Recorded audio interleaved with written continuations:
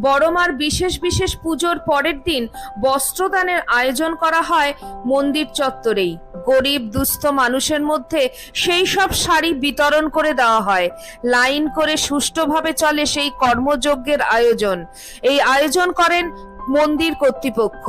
যাদের এক কাপড়ে থাকতে হয় তারা এই শাড়ি পেয়ে অনেক উপকৃত হন। বড়মা তার সকল ভক্তকে এইভাবেই আগলে রাখেন। বড়মার কাছে কাটা ফল নয়, আস্ত ফল দিয়ে পুজো দেওয়া হয়। বিশেষ করে কালী পুজোর দিন মায়ের পুজোতে হাজার হাজার গোটা ফল পড়ে। সেই সব ফল আলাদা আলাদা করে ভাগ করা হয়। লেবু আলাদা, আপেল আলাদা, পেয়ারা আলাদা, এভাবে জমা করা হয় একটি জায়গায়। এরপর তা পৌঁছে যায় নৈহাটির সরকারি হাসপাতালে। রোগীদের হাতে হাতে সেই ফল তুলে দেওয়া হয়। মায়ের পুজোর প্রসাদী ফল পেয়ে সুস্থ হয়ে ওঠেন অনেক ভক্তই, এমনটা